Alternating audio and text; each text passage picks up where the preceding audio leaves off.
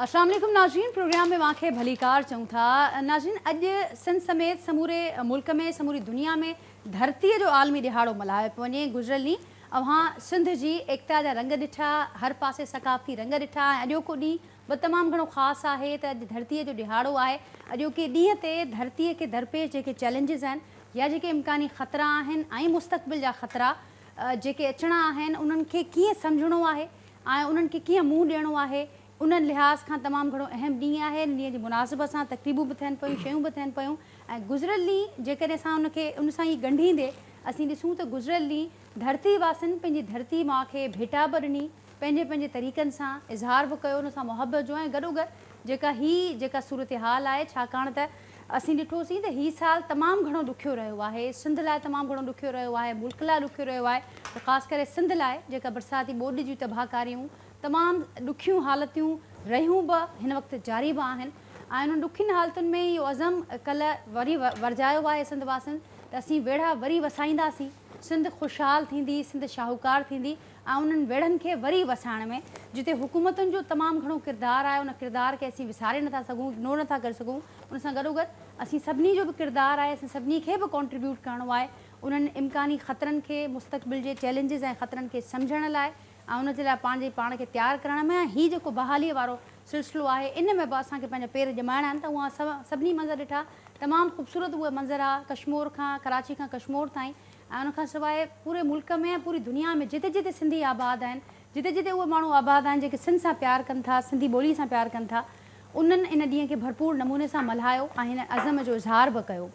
अॼोके प्रोग्राम में उन समूरनि शयुनि खे त कीअं असांखे मुस्तक़बिल जे ख़तरनि लाइ पंहिंजे पाण खे तयारु करिणो आहे, असीं उनखे बि फोकस कंदासीं। ऐं उन सां गॾोगॾु जे ॾिसी ॻाल्हि कयूं था इम्कानी ख़तरनि जी, चैलेंजिस जी, त जेके हलंदड़ जेके मामरा आहिनि उन्हनि ते बि ज़रूरु रोशनी विझंदासीं। इन ॻाल्हि जो सबूत बि आहे त जॾहिं बि का कोशिशि थिए थी या का सोच अहिड़ी हुजे थी जंहिंसां सिंध जी जेका वहदत आहे उनखे को ख़तरो थी सघे थो, को नुक़सानु थी सघे थो, त उन लाइ उन सोच खे वठी करे बि सिंध वासी अलर्ट आहिनि ऐं बिल्कुलु जाॻियल आहिनि। नाज़रीन, कुझु ॾींहं अॻु ताईं हीअ जॾहिं मामरा हलंदड़ हा त हिकिड़ो मामिरो ज़रूरु अव्हांजी नज़रुनि मां बि गुज़रियो हूंदो। अॼुकल्ह सोशल मीडिया ते बि उहा शइ वायरल थिए पई त हिकु पार्लियामानी कमेटी जो क़यामु थियो आहे। ऐं उन पार्लियामानी कमेटी में 7 मेंबरनि ते ॿधल उहा पार्लियामानी कमेटी आहे जंहिंजी अॻुवाणी पाकिस्तान पीपल्स पार्टी जा सीनियर अॻुवाण ख़ुर्शीद शाह साहिबु करनि पिया। ऐं उन में मुख़्तलिफ़ पार्टियुनि जा जेके अॻुवाण आहिनि उहे शामिल आहिनि। उन पार्टी जेका कमेटी जोड़ी वई आहे उन कमेटीअ खे इहो टास्क ॾिनो वियो, इहो कमु आहे उन कमेटी जो त 9 सूबनि खे वठी करे जेके मुख़्तलिफ़ बिल आहिनि, जेके मुख़्तलिफ़ मामला आहिनि, उन्हनि ते हू गौर कंदी उहा कमेटी। हाणे उन्हनि जिन बिलनि ते जिन खे उन कमेटी खे गौर करिणो आहे उन में MQM पारां हिकिड़ो बिल बि आहे जंहिंमें इहा ॻाल्हि कई वई आहे या तजवीज़ ॾिनी वई आहे त सूबाई असैम्बलियुनि वटि जेको आइनी इख़्तियार आहे कंहिं बि नए सूबे जी जोड़ जख जे हवाले सां, उहो इख़्तियार सूबाई असैम्बलीअ खां खसे, उहो इख़्तियार वफ़ाक़ वटि हुअणु घुरिजे। इहो सुवालु उथारे पई हिन बिल में MQM त छो न पार्लियामेंट वटि इहो इख़्तियार हुजणु घुरिजे ऐं सूबनि जी मंज़ूरी ऐं मर्ज़ीअ खां सवाइ नवां सूबा ठही सघनि। त अॼोके प्रोग्राम उन शइ खे बि वधीक फोकस कंदासीं असीं। जेको पैनल मूंसां गॾु मौजूदु आहिनि जो तारुफ़ सां कराईंदसि, मूंखे कराची स्टूडियो में जॉइन कयो आहे जावेद काज़ी साहब आहिनि, सीनियर कानूनदान आहिनि, तज़िया निगार आहिनि, मूंसां गॾु हिते मौजूदु आहिनि। पाकिस्तान पीपल्स पार्टी सां तालुक़ु रखंदड़ सीनियर अॻुवाण आहिनि, एडवाइज़र आहिनि STM सिंध जा नवाब अली वसाण साहब, मूंसां गॾु कराची स्टूडियो में मौजूदु आहिनि। ऐं उनखां सवाइ नाज़रीन मूंखे जॉइन कयो आहे एजाज़ महर साहब, सीनियर सहाफ़ी आहिनि, तज़िया निगार आहिनि, डेली सिंधियार जा एडिटर आहिनि, मूंसां गॾु फ़ोन लाइन ते मौजूदु आहिनि। ऐं मूंसां गॾु वीडियो लिंक ते असांजे सत जा सीनियर साथी आहिनि, सीनियर सहाफ़ी आहिनि, तज़िया निगार आहिनि, इब्राहिम कुंभर साहब, उहे पिणु असां सां गॾु मौजूदु आहिनि। कुझु देरि खां पोइ रमेश कुमार साहब खे बि असीं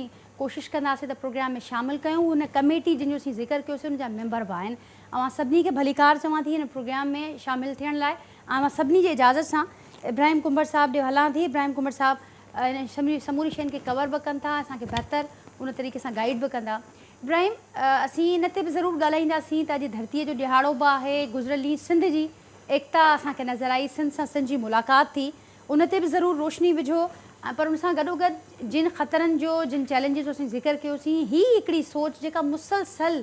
कंहिं नई फॉर्म में, कंहिं वरी कंहिं नए अंदाज़ में, कंहिं नए तरीक़े सां असांजे साम्हूं ईंदी रहे थी। ॿीहर उहा शइ असांजे साम्हूं आहे। थोरो सम्झाइजो बि त जेका हीअ कमेटी जी जोड़जख थी आहे उन कमेटी जो छा कमु हूंदो ऐं जेके ही 9 सूबनि खे वठी करे जेके बिल आहिनि ऐं उनखां सवाइ जेके अॼुकल्ह सोशल मीडिया ते जिन ख़दशनि जो इज़हार थिए पियो,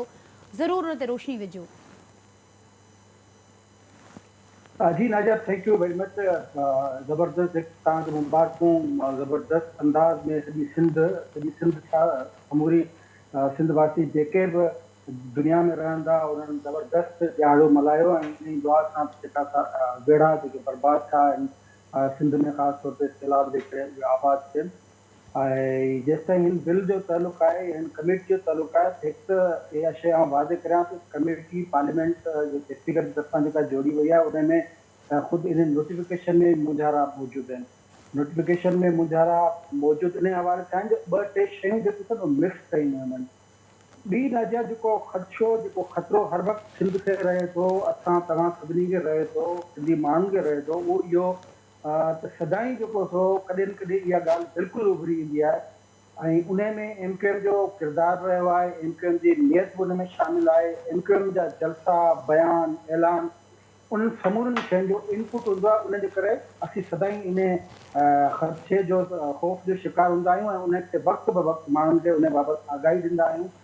त हीअ जेको कमेटी जेका ठही आहे पार्लियामेंट जी, आम तौर ते इहा हिकिड़ी प्रोसीजरल कार्रवाई आहे। क़ौमी असेंबली में जेके बिल कॉन्स्टिट्यूशन तरमीम जा या आम कानून साज़ी जा ईंदा आहिनि उहे लाॻापियल जेके कमेटियूं आहिनि उन हवाले थींदा आहिनि। पर ही ख़ुशूसी तौर ते कमेटी ठाही वई आहे सैयद ख़ुर्शीद अहमद शाह जी अॻवानी में, जंहिंमें MQM मां, तहरीक इंसाफ़ मां जेके से उहे मेंबर शामिलु कया विया आहिनि, मुस्लिम लीग नवाज़ मां। त हीअ जेका 6 रुकनी कमेटी आहे, त हाणे जॾहिं इन्हनि जो नोटिफिकेशन जेकॾहिं तव्हां पढ़ंदो उन नोटिफिकेशन में त सिधा सवां जेके से रमेश डॉक्टर रमेश साहब जेको आहे उन ई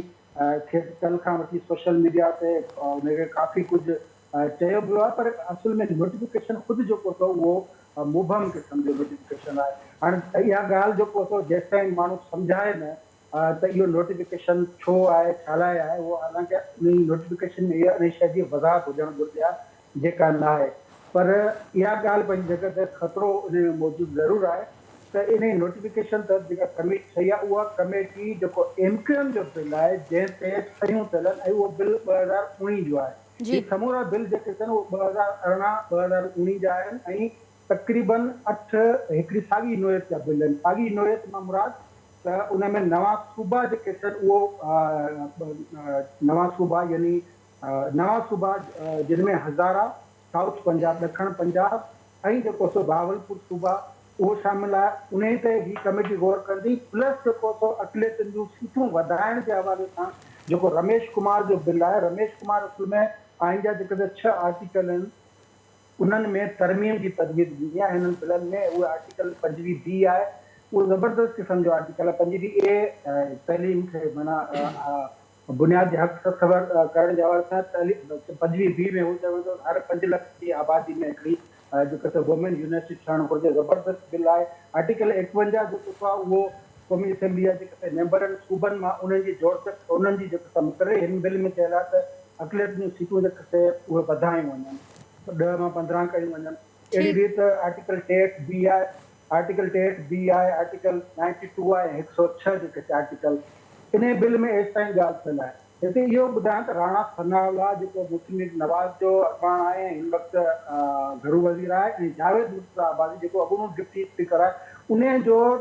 3 सूबनि जे हवाले सां बिल आहे। त इहे 2 अलॻि बिल था। MQM जो बिल जेको सो 239 आर्टिकल उन जे जेको सब क्लास 4 आहे उन में तरमीम आहे, उहो ख़तरनाक बिल आहे। ही कमेटी सॼो उन ई ते जेको सो गौर वीचार कंदी। इहे ख़दशा बिल्कुलु मौजूदु आहिनि। त MQM जो जेको सो उहो नियत या जेको सो उहो छा थी चाहे जेकॾहिं पार्लियामेंट जी ख़ुदि मुख़्तियार जी ॻाल्हि करे थी जेको हिन बिल जे मक़सद में चयल आहे त हू सूबाई असेंबली खे माना बाईपास करे सिधो पार्लियामेंट यानी या मकानी हुननि खे मेयर खपे या क़ौमी असेंबली खपे। सूबाई असेंबली वारो इख़्तियार आहे उन में बाईपास थियण जी ॻाल्हि आहे। उन जे करे इहे ख़तरा वधनि था। पाण अॻिते ॿुधाईंदासीं बाक़ी जेके बिल आहिनि उन्हनि बिलनि में छा ठीक इब्राहिम, ठीक इब्राहिम, MQM जे बिल ठीक इब्राहिम साहब, तफ़सील उन जा शेयर कया कैसा छा चवंदो। बहरहाल इब्राहिम तमामु तफ़सील सां ॿुधायो। बहरहाल ख़तरा ऐं ख़दशा मौजूदु आहिनि। जी, बुनियादी तौर ते जेको आइन जो आर्टिकल आहे अमेंडमेंट, का बि अमेंडमेंट उहा आइन में जेका उन जे आर्टिकल्स में कई वञे या अमेंडमेंट उन आर्टिकल्स जे थ्रू सरहदुनि में कई वञे सूबनि जी, उहो सभु आर्टिकल 239 में अचे। ठीकु। आर्टिकल सब आर्टिकल 4 आर्टिकल 239 चए थो पियो त अहिड़ी का बि जेका सरहद जेका टोड़ी वेंदी सूबो या नओं सूबो ठाहियो वेंदो या जेको डिमार्केशन थींदी, त उन में उन जी जेका सूबाई असेंबली आहे उहा जेका रिस्पेक्टिव असेंबली आहे जंहिं सूबे में थिए थी पई, उन जी बि हिकिड़ी 2/3 मेजॉरिटी जेका आहे खपे थी पई। हाणे इहो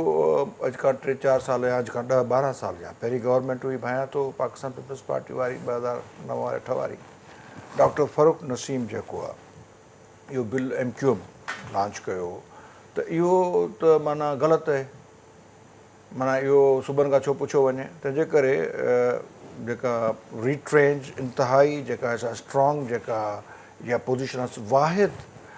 जेके बि अमेंडमेंट आहिनि आइन में, उन में ॾुखे में ॾुखी अमेंडमेंट आहे सूबे जे ठाहिण, छाकाणि उनमें सूबाई असेंबली खां पुछो। इन जे करे असां अहिड़ी अमेंडमेंट था चाहियूं पिया त जीअं इहा अमेंडमेंट करे उहो जेको सब आर्टिकल 4 आर्टिकल 239 उनखे ख़तमु कयो वञे, याने तव्हीं जेको आहे सो सूबनि खां पुछण जो हक़ ई खसे छॾियो। इहो आहे जेको आहे सो इंडिया में ईअं आहे, पर अमेरिका में ईअं न आहे। असांजी फेडरेशन जे तारीख़ जे पस मंज़र में वञिणो पवंदो। असीं सभु हिकिड़ा आज़ादु मुल्क हुआसीं जिन पाकिस्तान खे जेको आहे सो असांखे अंग्रेज़ अकबर बादशाह अनेक्स कयो, पोइ असांखे अंग्रेज़ अनेक्स कयो, उन खां सभु आज़ादु हुआ।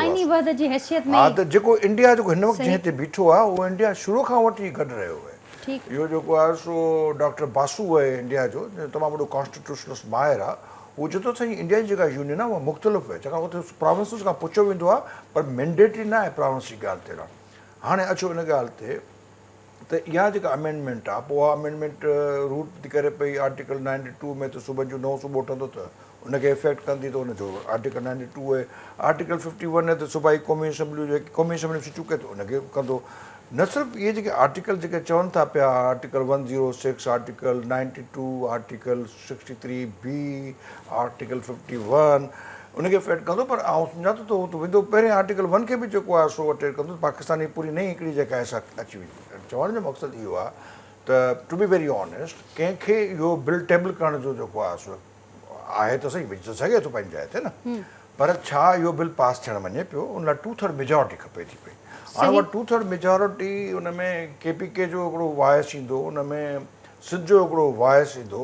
उन में ख़ुदि पंजाब जो हिकिड़ो वॉइस ईंदो, त इहो नेक्स्ट टू इम्पॉसिबल आहे। हाणे ॿी ॻाल्हि इहा आहे त अगरि जे तव्हीं चाहियो था पिया त सब आर्टिकल 4 आर्टिकल 239 याने सूबनि खां न पुछण वारो कमु ख़तमु कयो वञे, त मुंहिंजी उन में पोज़ीशन इहा आहे त डॉक्ट्रिन ऑफ छाकाणि अहिड़ी का बि शइ लिखियलु कान्हे का आइन में, त जेको आहे सूबनि खां, मुंहिंजे ख़्याल में सूबनि खां पुछियो वञे अवल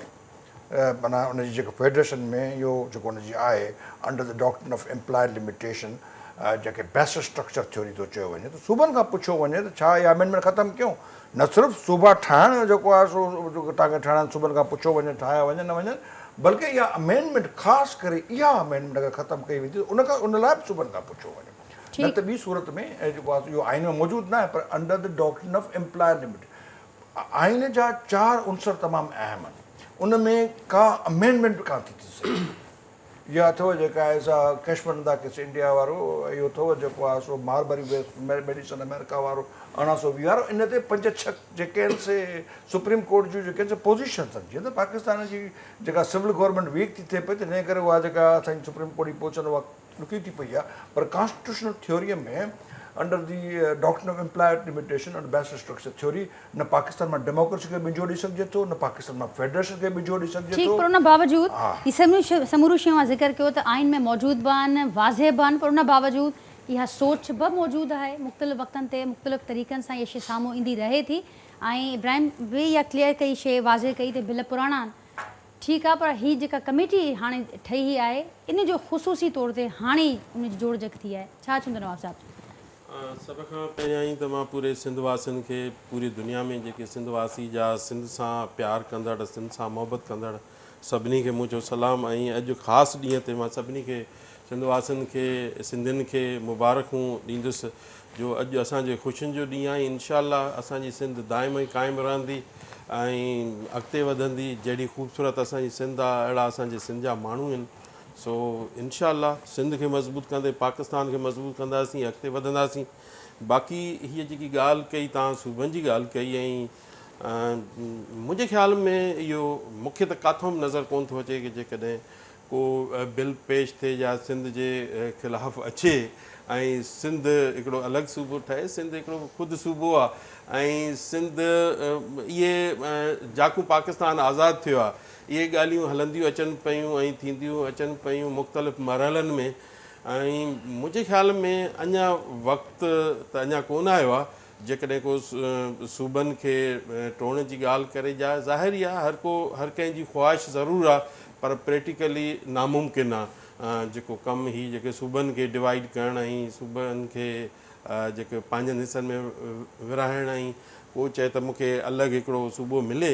त मुंहिंजे ख़्याल में अञा उन में वक़्तु लॻंदो पर अञा वक़्तु आयो ई कोन्हे न अञा उहो वक़्तु अञा ठहियो ई कोन्हे जेको ख़ासि करे जेको सिंध जी ॻाल्हि ऐं सिंध जे सूबे जी ॻाल्हि अचे। ऐं मुंहिंजे ख़्याल में नामुमकिन आहे इन ते बहस करणी अजायो आहे। ज़ाहिर आहे हा उन में तव्हां चयो जीअं बिल मूव थिया आहिनि कमेटी ठही आहे। इहे कमेटियूं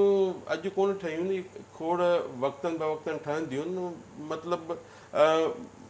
मूंखे नथो लॻे त किथे को सूबे जी का ॻाल्हि अचे या सूबे जी ख़ासि करे असीं सिंध में वेठा आहियूं सिंध जी ॻाल्हि कंदासीं त हिकिड़ो नामुमकिन आहे। हिकिड़े नामुमकिन खे मुमकिन वारी ॻाल्हि असां हर भरोसे उनखे न कयूं त बहितरु आहे। इहो थी कोन सघे। कमेटी जेको बि ठहे जेको बि थिए आर्टिकल जेको बि उन ते एडॉप्ट थिए ऐं हिते सभ खां वॾी ॻाल्हि हीअ सिंध जेकी अहिड़ी सिंध आहे जंहिं पाकिस्तान जे क़रारदाद मंज़ूरु कई ऐं 2/3 मेजॉरिटी जीअं काज़ी साहिब बि चयो इहो उहो त थी कंहिंजो कोन थो सघे न अची सघे थो न इन ते बहस थी सघे थो न इन ते सोच रखी सघूं था। मुंहिंजे ख़्याल में असां त ख़ासि करे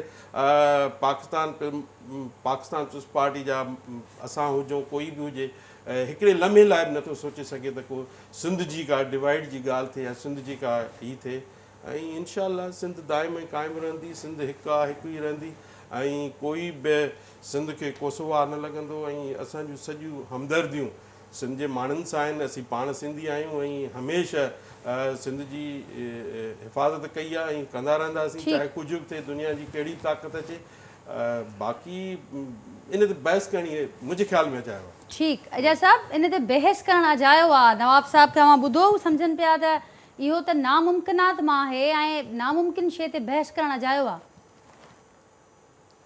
बिल्कुलु मुंहिंजे ख़्याल में त वसाण साहब सही थो चए ऐं ही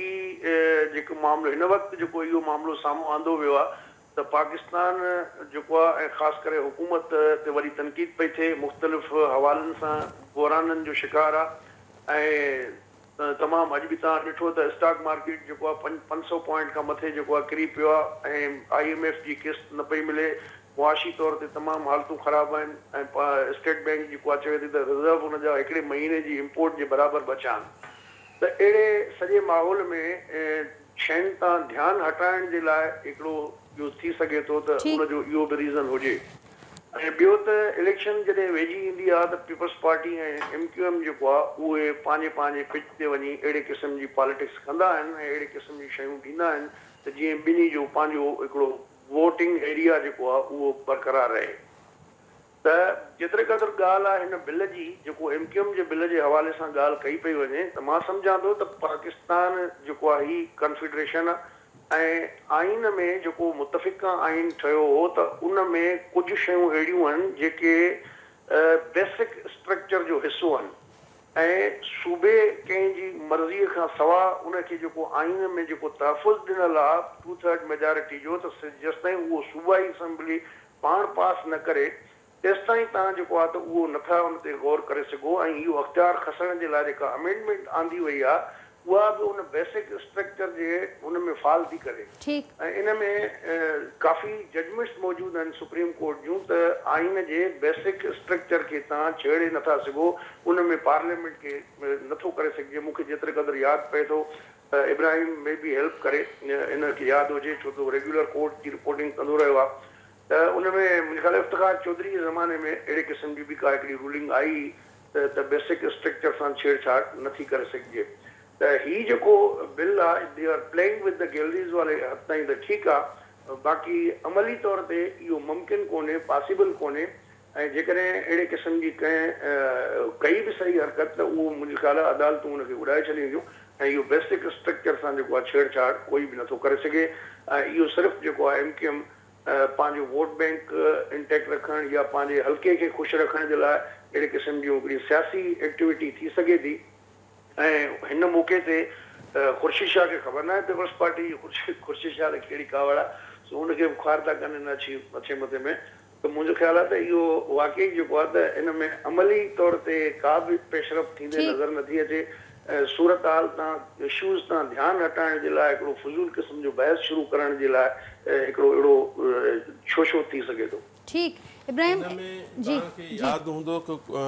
जॾहिं शुरू में सूबा ऐं इहे जॾहिं पंहिंजो पाकिस्तान जो गादी जो शहर कराची में थिए पियो, उन में बि असांजे दोस्तनि कुझु इतराज़ कयो। उन्हनि दौरान ई जेकॾहिं थिए त गादी जो शहर कराची हुजे हा, न को इस्लामाबाद हुजे हा। असांजूं पंहिंजूं कोताहियूं पंहिंजूं कमियूं। इस्लामाबाद वियो मुंहिंजे ख़्याल में, कराची त असांजे माना जेको आहे हिते हुजे न उहो बि हुजे कोन असांजो फेडरल टेरिटरी में काउंट थिए हा, सिंध जो हिसो न हुजे हा। बाबा सिंध गॾियल आहे, सिंध सां हिसो अचे थो न, हाणे हुते बि थिए थो त हिसो वञे थो। जेको सिंध में इन्फ्लक्स आहे उहो तमामु घणो अञा वधी वञे। हलो उहो त ठीकु आहे, पर इहो सिंध ते त असीं नथा ॻाल्हाए सघूं न। सिंध जो त कॾहिं सोचे बि कोन था सघूं त डिवाइड जो या सूबनि जो अलॻि जो। बाक़ी पाकिस्तान लाइ भलो कोन थियो, छाकाणि त कैपिटल वरी पोइ जेको आहे सो GHQ जे वेझो हलियो। सही ठीकु इब्राहिम इहो बि ॿुधो आहे, मां तारीख़ जे लिहाज़ खां ॻाल्हियूं बि हलनि पियूं, पर गॾोगॾु अग्री कयो था एजाज़ साहब जी ॻाल्हियुनि खां, ॿियनि जेकी शख़्सियतूं हिते मौजूदु आहिनि, ॿियनि पैनलिस्ट जी ॻाल्हियुनि खां। एजाज़ साहब चयो त सियासी एक्टिविटी थी सघे थी, बाक़ी उन खां वधीक कुझु न आहे।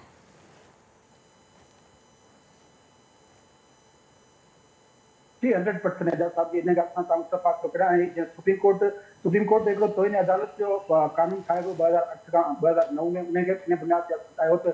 जेको सो अदलिया जी आज़ादी जेको सो बुनियादी स्ट्रक्चर में शामिल आहे। इवन 2018 तरमीम आहे उन ई में बि सुप्रीम कोर्ट जो इहे ऑब्ज़र्वेशन मौजूदु आहिनि जेके बुनियादी ढांचो आहिनि जो आहे उनखे तव्हां छेड़े नथा सघो, यानी पार्लियामेंट जो उहो इख्तियार न आहे। ही ऐं जेसि ताईं हिन कमेटी ॾिसो ही कॉन्स्टिट्यूशनल मैटर्स हूंदा आहिनि, जीअं जहिड़ी रीति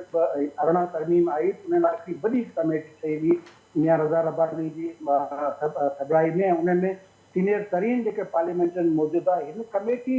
हिकिड़ी टाइमिंग जो इशू आहे। ॿियो हिन कमेटी में जेके थियनि उहे घणा आहिनि मूवर जेके थियनि, साबिर क़ाइम खानी आहे उहो हिन बिल जो मूवर आहे, ईश्वर ज़हरा अमीन सईद अमीन ऐं उसामा कादरी सां गॾु छॾण जेके इनकम जा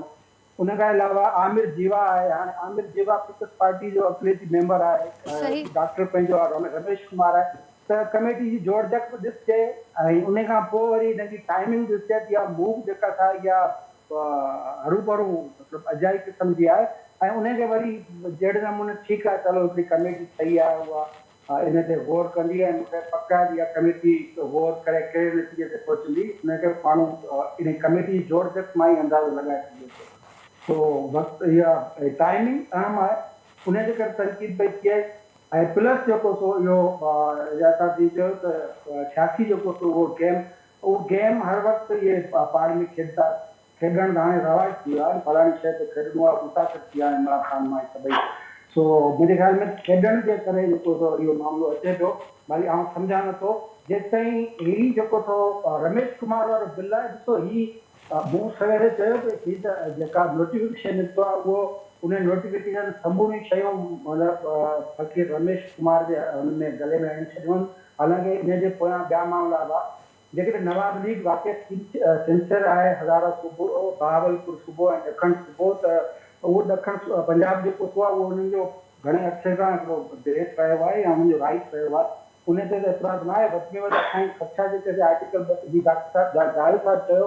त बिल्कुलु आहिनि जो आर्टिकल 106 आर्टिकल 105 इहे सभु जा सभु हिट थींदा आहिनि। मतिलबु MQM अजीब क़िस्म जी हिकिड़ी रांदि थींदी आहे, ख़ुदि मुख़्तियारी पार्लियामेंट मतिलबु हुन जेको में चयो वियो आहे मुंहिंजा मोल मक़सदनि में त पार्लियामेंट जो जेको निज़ाम आहे उहो आला तरीन आहे, पार्लियामेंट खे बख़्शी इख्तियार आहिनि, उनमें त सूबे खां पुछण जी मतिलबु ॿियो का तुक बि नथी थिए। तो इहो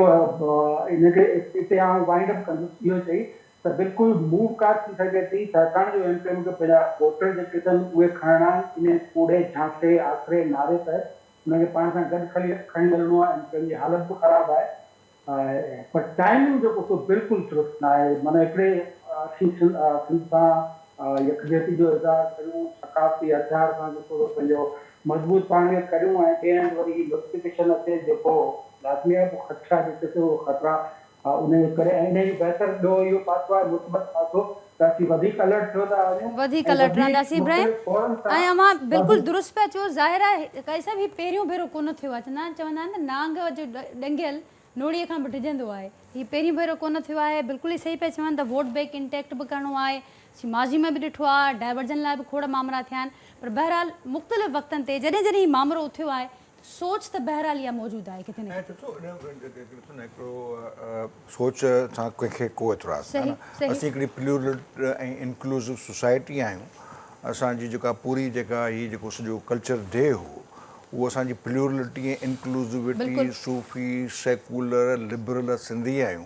असीं ॿुधंदा आहियूं, ॿुधो न, पर इन जो मतिलबु इहो आहे ई कोन को त असीं पंहिंजे बुनियादनि तां हथु खणी वेंदासीं। हाणे हिकिड़ी ॻाल्हि जेका बेसिक स्ट्रक्चर थ्योरी वारी जेका मूं बि कई, असांजे एजाज़ दोस्त बि कई ऐं इब्राहिम साहब बि कई, उनखे थोरो सम्झण जी कोशिशि। बेसिक स्ट्रक्चर थ्योरी कोर्ट जो जेको आहे इस्तकाक आहे। बेसिक स्ट्रक्चर थ्योरी माना कोर्ट चवंदी, हे उहा कोर्ट जेका आहे चवंदी त पार्लियामेंट जेका आहे सा हीअ करे ई कान सघंदो, ख़ुदि पार्लियामेंट उहे थी वञे पई, पर ख़ुदि जेका कोर्ट आहे सुप्रीम कोर्ट साकिब निसार साहब वारी कोर्ट तव्हांखे ख़बर आहे, तव्हांखे ॿ टे ॿियूं बि कोर्टूं ख़बर आहिनि ऐं मां नाला कोन थो वठां, आउं थोरो ॾिदड़ माण्हू आहियां, वकील माण्हू आहियां, इन करे घणा नाला कोन था वठूं। कोर्ट ते एॾो एतबार कबो ई कोन। स्ट्रॉन्ग डेमोक्रेसी विल इंश्योर बेसिक स्ट्रक्चर थ्योरी। हाणे स्ट्रॉन्ग डेमोक्रेसी में असांजी सिंध जूं जेके क़ौमी धुरियूं आहिनि, जेका क़ौम परस्त धुरियूं आहिनि, उन्हनि जो एतबार आहे ई कोन। तंहिंजे करे जेका सिंधी जी जेका नरेटिव आहे उनमें असांखे जेको आहे सो हिकिड़ी स्ट्रॉन्ग डेमोक्रेसी में फेथ आणणो पवंदो। छाकाणि असां ॿ शयूं आहिनि, हिकिड़ो कालाबाग डैम आहे,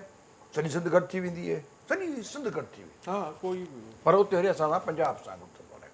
हीअ हिकिड़ी अंदरि जेका आहे हिकिड़ी फोर्स वेठी आहे सिंध जे अंदरि जंहिंजो हिकिड़ो वॉइस आहे सही, ऐं हुन में कोन थो वञणु चाहे पाकिस्तान पीपल्स पार्टी उन ते प्ले थी करे पई, या एमक्यूएम प्ले थी करे, उन वोट बैंक आहे, या ख़ुदि शहबाज़ शरीफ़ हुनखे चयो एमक्यूएम खे त इहो तव्हांखे वरी ॾींदासीं, तव्हां पंहिंजी या भले प्लेइंग कयो, तव्हां भले जेको आहे चवणु पीटीआई हुनखे ड्राइणी आहे, एमक्यूएम जी कोशिशि आहे त पीटीआई खे ड्राइणी आहे। हिन में पीपल्स पार्टी ऐं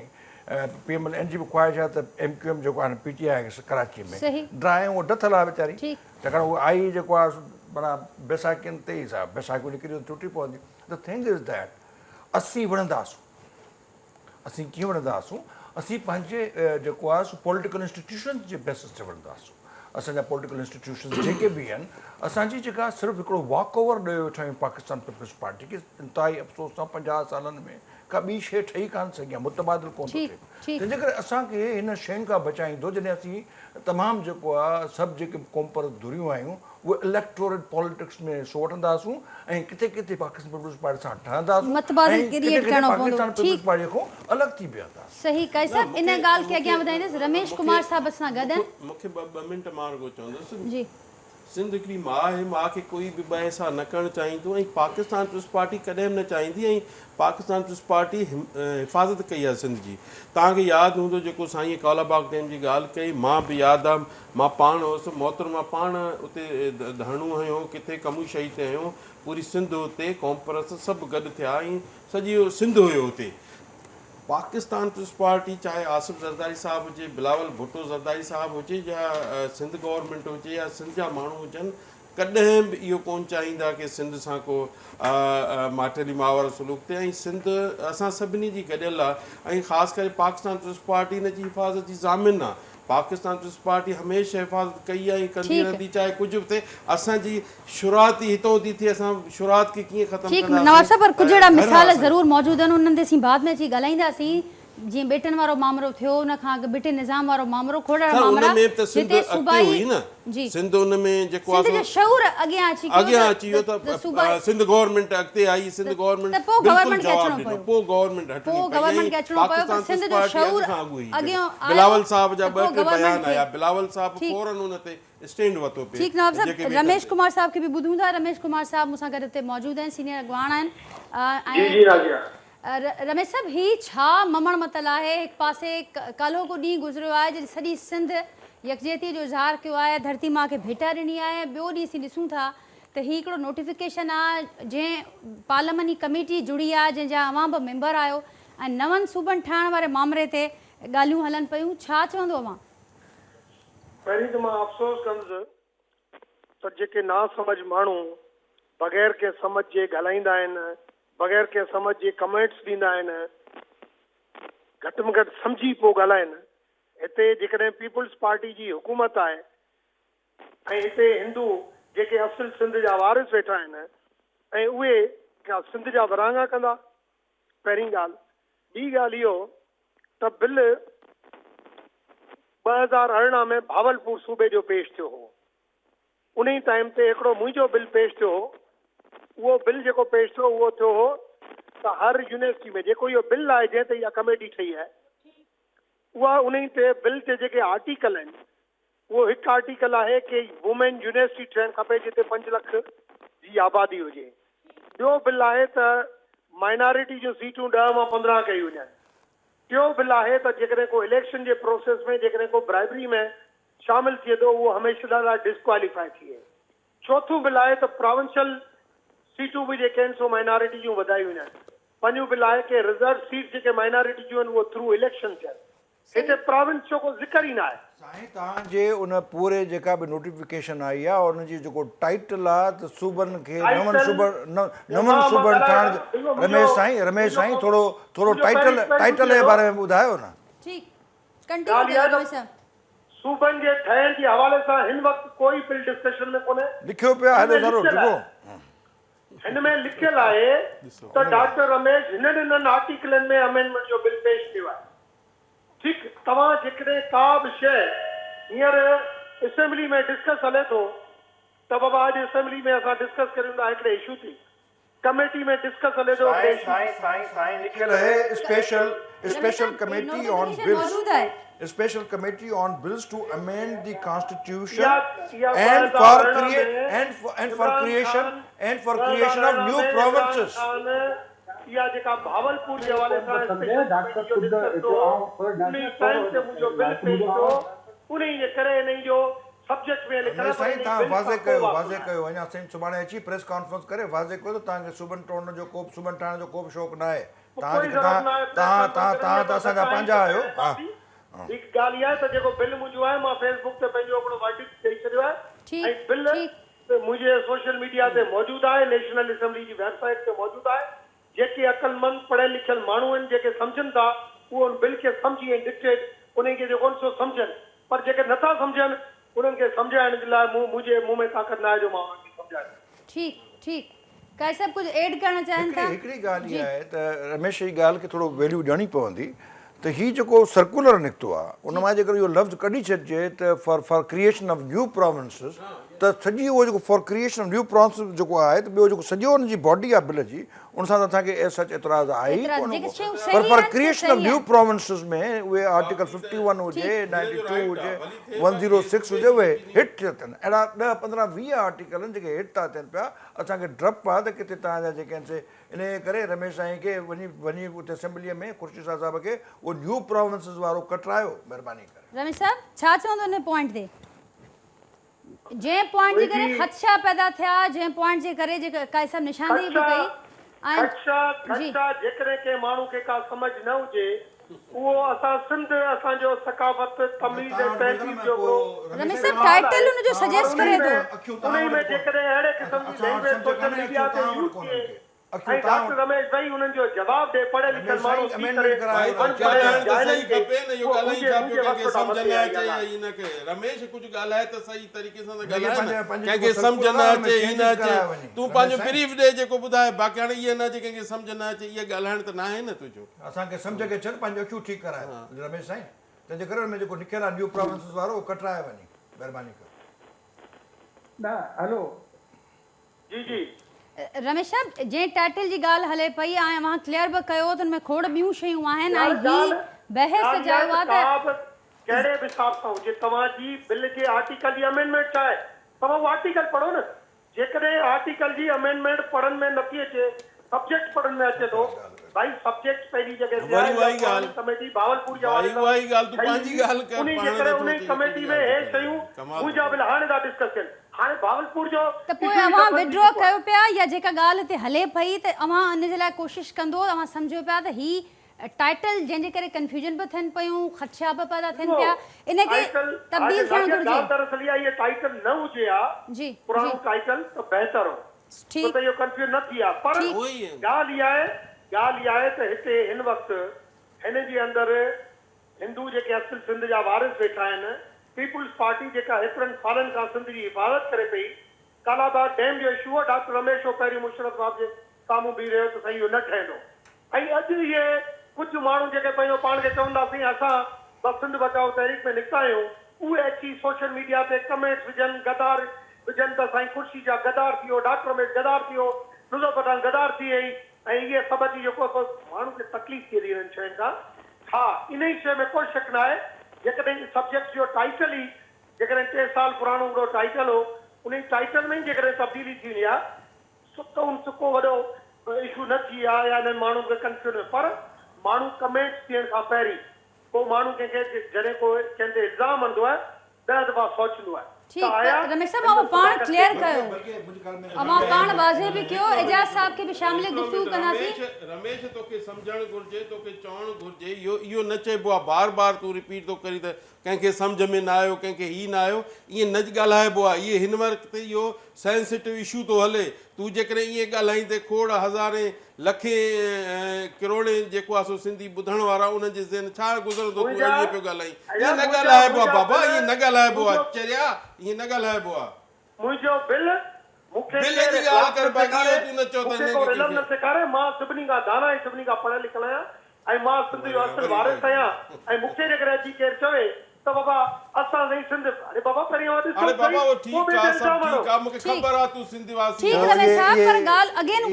अचे पई अहिड़ा वारिस जेके अहिड़ा वारिस अहिड़ियुनि पार्टियुनि में न वेंदा आहिनि जिन पार्टियुनि जो मंशूर आहे। उनजे लाइ असीं अवां खे वरितोसीं त जीअं ॻाल्हि वधीक वाज़े थिए। एजाज साहब छा चवंदो, पर जेको ख़ुदि टाइटल ई, पर जेका ख़ुदि जेको नोटिफिकेशन आहे खोड़ हुन सां मुंझारा पैदा थियनि पिया, मां पाण बि एग्री कयो था। बीइंग अ मेंबर अवां सम्झो पिया त टाइटल बि सही कोन्हे, बीइंग अ मेंबर अवां सम्झो पिया त हिन सां मुंझारा बि थियनि पिया, ख़दशा बि ज़ाहिर आहे जेके पैदा थिया आहिनि। त कीअं आम माण्हू खां अवां उमेद कयो पिया त उहो हिन शइ खे सम्झी वञे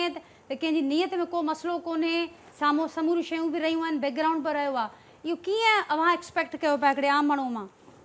ॾिसो, इन ई आम माण्हू जी ॻाल्हि करियो जी, पर जेको सोशल मीडिया यूज़ करे थो उहो आम माण्हू न आहे, उहो पढ़ियल लिखियल माण्हू आहे जेको रिटन में पंहिंजा कमेंट्स लिखे थो। आम माण्हू जनरली पब्लिक जेकॾहिं इहा ॻाल्हि करे साईं ही केर थो बिल करे, उहा ॿी ॻाल्हि आहे। हिते उहे माण्हू यूज़ वेठा जेके लफ़्ज़ इस्तेमालु कनि, जेके पंहिंजो पाण खे क़ौम पर सम्झनि था, जेके पंहिंजो पाण खे सिंध जा वारिस सम्झनि था, उहे त साईं पीपुल्स पार्टी अची वई सिंध जा विरहाङा करण लाइ, डॉक्टर रमेश अची वियो सिंध जो विरहाङो करण लाइ। हर भाई पहिरीं उहा बिल सम्झो त सही। तव्हांजो नोटिफिकेशन उहो सजेस्ट थो करे, एजाज साहब खे बि शामिल गुफ़्तगू हूंदा। एजाज साहब छा चवंदो? डॉक्टर रमेश सिंध जे माण्हुनि ते कावड़ आहे, रमेश साहब चवनि था त दानिशवरनि ते बि कावड़ आहे। इब्राहिम कुंवर साहब जेको आहे ॾाढो ख़ूबसूरत तरीक़े सां एक्सप्लेन कयो। ॾिसो, ॻाल्हि इहा आहे त डॉक्टर साहब तव्हां जेको नोटिफिकेशन जॾहिं पढ़ंदव न, ऑनेस्टली जॾहिं मूं पाण पढ़ियो त मूंखे पाण हिकिड़ो फील थियो त ॼण हे को डॉक्टर जो बिल आहे। पर जॾहिं हिनखे इन्वेस्टिगेट कयोसीं उहा ई ॻाल्हि त तव्हांजो त हिन सूबनि जे बिल सां को तालुक़ु ई कोन्हे, को तव्हांजा इशूज़ ई डिफरेंट आहिनि। त चवण जो मक़सदु त जेको नोटिफिकेशन जारी थियो आहे पोइ उन में बदनीयती आहे, उन में ग़लतफ़हमी आहे, उन में का ॿी ॻाल्हि आहे, या कुछ भी आहे उहो नोटिफिकेशन पढ़ण खां पोइ अजाज साहब मां तव्हांजी पॉइंट सां एग्री आहियां ख़बर छो छा आहे ठीक छो ठीक छा आहे ॻाल्हि इहा आहे त जॾहिं भावलपुर सूबे जी ॻाल्हि थी तॾहिं स्पेशल कमेटी हींअर जेकॾहिं का बि कमेटी लॉ जी हूंदी आहे हींअर लॉ जी कमेटी आहे कानून जी कमेटी आहे त हुन ते चवंदा आहिनि special committee for law on this issue उन अरे लॉ जी बाबा कमेटी आहे सम्झो जेकॾहिं को बि कानून तव्हांजी अचे ॻाल्हि था कयूं असां तव्हांजी वज़ाहत था कयूं तव्हां हरूभरू ॻाल्हि खे सम्झो कोन था मां तव्हां बिल्कुलु सही चयो तव्हां तव्हांजो बिल्कुलु सही जॾहिं चयो कंहिं बि बिल में तव्हांजा जेके बि 4-5 बिल ॿुधाया उनमें सूबे में अमेंडमेंट जे हवाले सां का ॻाल्हि ई ज़िक्र ई न आहे तव्हां जेको ऐं क़ौमी कंहिंखे असम्बली उन ते जे को तरफ़ां एतिराज़ नोटिफिकेशन बि जारी कोन्हे। थियो आहे उहो ॼण ईअं थो लॻे तव्हांजे कुल्हे ते बंदूक रखी था हलाइनि त माना तव्हां न, उन इहो न। नोटिफिकेशन जी इहो न, वर्डिंग जो इहो न। इशू आहे त इहो उहो न, जेको मां- आहे अच्छा, ईअं न आहे। असां एजाज साहब रमेश साहब चवंदा ईअं कोन्हे अजाज मां नेशनल असेंबली में पुछा कई आहे जी त भाई हिते प्रोविंस जो नालो छो ॾिनो वियो छो त कल संडे हो कल्चर डे हो असां बिज़ी हुआसीं मां त सोशल मीडिया हुई घटि ॾिसंदो आहियां त अॼु जॾहिं मां सुबुह जो इहे मूंखे कुझु मैसेज आया त मूं नेशनल असेंबली में पुछा कई मुंहिंजो सब्जेक्ट इहो छो रखियो वियो आहे जॾहिं त अमेंडमेंट आर्टिकल मुख़्तलिफ़ आहिनि उन्हनि चयो त पुराणी जेका भावलपुर वारी हुई उन जे करे उन फाइल ते इहो डिसीजन आयो आहे त मुंहिंजो भाई इन जे करे हिते माण्हुनि में कंफ्यूजन हिकिड़ो पैदा थिए थो जेको इनसिक्योरिटी अॻ में ई आहे उन इनसिक्योरिटी जे करे ही वॾो हिकिड़ो इशू थो थिए त इन करे हिनखे चेंज कयो वञे इहा मां ॻाल्हि कई आहे नेशनल असेंबली में ऐं इन में जेको आहे राजा अॻु में जेका ॻाल्हि हली पए त कालाबाग डैम जे हवाले सां हिननि इहा ॻाल्हि कई त मूंखे यादि आहे त 94 वारी जॾहिं पीपल्स पार्टी जी गवर्नमेंट हुई त उन महिल फेडरल मिनिस्टर हूंदो हुयो वाटर पावर जो गुलाम मुस्तफ़ा खर ऐं उन खां पोइ बाद में मंज़ूर वसाण साहब जेको आहे स्टेट मिनिस्टर थियो पोइ क़ौमी असैम्बली में या क़ौमी असैम्बली जे ॿाहिरां जॾहिं मीडिया टॉक थींदी त खर साहब जेको आहे त उहो खुलम खुला कालाबाग डैम जी हिमायत कंदो ऐं मंज़ूर वसाण साहब मुखालफ़त कंदो त इहे हिननि जी पीपल्स पार्टीअ जी तक़रीबन अहिड़ी बीटी पॉलिसी रही आहे ऐं हुन जा खोड़ सारा माज़ी में मिसाल बि आहिनि पीपल्स पार्टी के भी वाज़े करणो पवंदो खुशी शाह साहब जी अगवानी में कमेटी ठहियल आहे तमाम ख़ुशि अहम करण जे लाइ जी जेको ही कमेटी ठही आहे या उन्हनि जो बिल कंसीडर करण जी ॻाल्हि कई पई वञे त इन जो पॉलिटिकल पर्पज़ खां अलावा ॿियो को शइ नज़र नथी अचे तव्हां ॾिसो त नोटिफिकेशन जी वर्डिंग ख़ुदि हिकिड़ी कंफ्यूजन क्रिएट थी करे पई सही ऐं उन कंफ्यूजन जो मक़सदु बि मामले खे उलझाइण ई आहे ऐं को उन में को मूंखे नथो लॻे त को अमली तौर ते का पेशरफ़्त इन तरफ़ थी सघे थी या मुमकिन आहे ठीक पर जेका काई साहब जेका ॻाल्हि कई त जेकॾहिं जेके मौज़िज़ मेंबर्स आहिनि जेके पाण इन ॻाल्हि खे सम्झनि बि था त मुंझारा बि थियनि पिया लेकिन इन पासे ते वञनि त ही जेको हिकिड़ो जेको इहो आहे उन पासे खे ई कढिजे ठीक ठीक रमेश साहब रमेश चई साहब छॾियो आहे त इहा चई amendment छॾियो करे छॾियो। इन खां अॻु में तव्हां चई छॾियो त हिन सां मुंहिंजे हिन बिल सां मुंहिंजो को वास्तो न आहे चई छॾियो जेसिताईं इहा इनखे टाइटल में अमेंडमेंट नथा कयो ईअं रमेश साहब ईअं ई आहे न तव्हां हिनखे ऑन कयो था न बिल खे जेको सर्कुलर खे ऑन कयो था न सर्कुलर त बाबा बाबा हुन में जेको लिखियल आहे नोटिस क्रिएशन ऑफ प्रॉब्लम त कढोसि न ॿाहिरि तंहिंखां पोइ ऑन कंदो न तूं पाण ठीक है अवां ते पोइ साॻी ॻाल्हि ईंदी छाकाणि ख़ुशी साहब हुन में मौजूदु आहिनि उन खां सवाइ असीं जी ज़िक्र कयोसीं वफ़ाक़ जी हिकिड़ी हुकूमत आहे कमेटी ठाहिण हिकिड़ी ॻाल्हि आहे उन ते इम्प्लीमेंट करण ॻाल्हि बिल्कुलु डिस्कस करण ॿी ॻाल्हि आहे उहा ॻाल्हि न आहे ॾिसो न मुंहिंजी जेका आहे नेग्लिजेंस से इग्नोरेंस से या का बि आहे पाकिस्तान पीपल्स पार्टी खे पंहिंजो मौक़ो वाज़े करणो पवंदो न पाकिस्तान पीपल्स पार्टी जो हमेशह मौक़ुफ़ रहियो आहे ऐं असांजो पंहिंजो बि रहियो आहे हर कंहिंजो रहियो आहे ज़ाहिर आहे इहो कोई बि न चाहींदो मां तव्हांखे मौक़िफ़ रहियो ज़रूरु आहे पर एक्शन्स कुझु ॿिया हुया एक्शन ॾिसो न असां जॾहिं सिंध जी ॻाल्हि ईंदी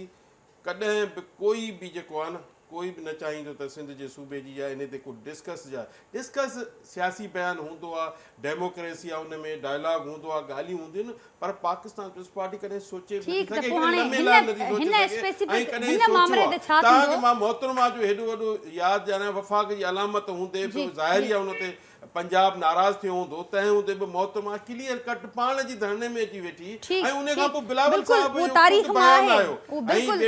तारीख़ शायद है नवाब साहब ऐं गॾो गॾु जेका एजाज साहब जेके तारीख़ी हवाला ॾिना उहो बि सभिनी खे यादि हूंदा बाक़ी जेको ही जेके ॿुधाइनि था हिन त मामले ते पाकिस्तान specific पीपल्स छा पार्टी थियणु जी घुरिजे? जेकी पॉलिसी बाबा पाकिस्तान पीपल्स पार्टी जी क्लियर पॉलिसी आहे इहो नामुमकिन आहे खुशी शाह साहब नामुमकिन आहे खुशी शाह साहब पर्टिकुलर जेको ही वारो पार्ट आहे क्रिएशन ऑफ न्यू प्रोविंसेस उन पार्ट खे उन जी जीअं रमेश साहब ॻाल्हि कई त असां नेशनल असेंबली में इन मामले ते ॻाल्हायो आहे हा न ॾिसो न जेको पाकिस्तान पीपल्स पार्टी जो कोई जेको सर्कुलर साईं आयो आहे ॻाल्हि करे नोटिफिकेशन जा आयो आहे speaker उनखे जेको रद्द करे आयो आहे। पई उनखे रद्द करे पई उन ते को ॾिसो, आवाज़ ॾिसो, उठारे ॾिसो, चुकी आहे या इरादो ॾिसो उठाइण जो इरादो रखे थी हिकिड़ी शइ आहे हिकिड़ो पने ते काई शइ लिखियल आहे जी। हिते डिस्कस करणु हिकिड़ी ॻाल्हि आहे उन ते इम्प्लीमेंट करणु ॿी ॻाल्हि आहे मां इम्प्लीमेंट जी ॻाल्हि थो कयां डिस्कस जी ॻाल्हि नथो कयां कोई बि पेश मूव करे सघे थो असेंबली में कोई बि चई सघे थो काई बि ॻाल्हि पर उन ते इम्प्लीमेंट तव्हां कॾहिं इहो ॿुधायो त पाकिस्तान पीपल्स पार्टी इन शइ खां हटी आहे पर या तव्हांजे असीं हटिया हूंदे आहियूं? न ॾिसो न, तव्हांजे इहो त नामुमकिन आहे त पाकिस्तान तव्हांजे पीपल्स हूंदे पार्टी आहे सोच रखी तव्हां सघे चयो थी त सिंध जे माण्हुनि जे सिंध सरकार ज़ामिन आहे सिंध जे जेके मामरनि जो मां ज़िक्र कयो सिंध जे इशूज़ जी मां वहादत तव्हांखे जी क्लियर कर ऐं मां जो अव्हां सौदो जी थी न सघे, साम्हूं मां बि ही सदा समूरा थी न मामला सघे, थी था वञनि जेसीं मूंखे ख़बर ई ताईं नथी असीं जहिड़ा पए आहियूं जी तेसीं ताईं पर कोई नवाब साहब, नामुमकिन ही आहे बि मामला त इन ते अव्हां जे बहस करणी, हूंदे थियनि मां पिया। पहिरियों चयो त अव्हां जे इहो हूंदे ई नामुमकिन मामला आहे। थियनि हा पिया। इहो ज़रूर उते डिस्कस थी सघे थो ठीकु पर हिते इहो डिस्कस नथो थी ऐं सघे हिन खां हिते अलावा- तव्हांखे यादि हूंदो सिंध असेंबलीअ में सीएम साहब क्लियर चई छॾियो हिन जो को आहे ई कोन जो हिन ते असीं डिस्कस कयूं या अहिड़ी ॻाल्हि कयूं ॻाल्हि कोई बि करे सघे थो ज़ाहिर ई आहे 5 भाइर आहिनि उन्हनि में बि अहिड़ी वहिड़ी थींदी आहे पर हिकिड़ो ॻाल्हि हिकिड़ी कंदो आहे ॿियो टी कंदो आहे ॻाल्हि करण सां उनमें ॿी तव्हां बि ॻाल्हि शामिल असांजी आहियो। जेकी उनमें अव्हां बि शामिल असांजो आहियो। जेको इतिहाद आहे न सिंध सां शुरू थो थिए सिंध से ई ख़तमु थो थिए असीं ऐसा? सिंध खे वन लाइन मज़बूत आहे। पाकिस्तान नवाब साहब? ॻाल्हि सिंपल इहा आहे त हिन में बुनियादी तौर ते जी, रमेश जी। पंहिंजी ॻाल्हि बञाए पियो वो चए थो मुंहिंजो इन जेका जेको टाइटल जो ही हिसो आहे पीपल्स उन पार्टी सां जो मौक़े वाज़े उन में करणु उन ही सर्कुलर पाकिस्तान पीपल्स पार्टी इशू करायो आहे नेशनल असेंबली जेका आहे सा उनजो स्पीकर जेको आहे ही आहे पार्टी उन में मेंबर शामिल आहिनि उन्हनि जी जेका अॻुवाणी कनि पिया ख़ुशी शाह साहब कनि पिया न न उन इहो इशू कढाए छॾियो सर्कुलर मां सर थी वेंदो उहो ज़ाहिर आहे मूंखे ख़बर न आहे मूंखे ठीक स्पीकर जेको आहे त क़ौमी असेंबली जो पीपल्स पार्टी जो आहे पाकिस्तान पीपल्स पार्टी जो बिल्कुलु बिल्कुलु स्पीकर ज़िम्मेवार आहे न ठीक है सब वक्त सफ़ा पूरो थी वियो आहे वन लाइन आहे कमेटी आहे इब्राहिम साहब गाइडन इब्राहिम कुछ एड लॉ कंदा कमेटी जेका इब्राहिम आहे उन में खुर्शीद शाह साहब आहे उन कमेटी चङो हा हा उनजो घणे में घणो खुर्शीद हिकिड़ी शाह शइ पाण सॼे ज़ाहिरा। डिस्कशन में हिकिड़ी विस्तारे था ॾियूं नाज़िया हिकिड़ी शइ पाण विस्तारे था ॾियूं इन डिस्कशन में उहा इहा आहे जो पीपल्स पार्टी पंजाब यानी सराइकी रेस जो जेको सो पंहिंजे मंशूर में नारो हुयो ऐं उन जी यकी कोशिशि रही यूसुफ रज़ा गिलानी वज़ीर आज़म थींदे ई इहो नारो आयो हिन में उहो बिल बि शामिल आहे जावेद मुर्तज़ा अब्बासी जो जेको बिल आहे जेको हुन मूवर आहे उहो हिन कमेटी में शामिल आहे ऐं चवां थो सूबनि नवां सूबा ठाहिण वारी जेका ॻाल्हि आहे उन में ॾखण पंजाब भावलपुर ऐं हज़ार सूबनि जी ॻाल्हि आहे ऐं पीपल्स पार्टी थी सघे थो त उनखे केस कराइण लाइ ही कमेटी ठाही हुजे उनजी हिमायत में रिपोर्ट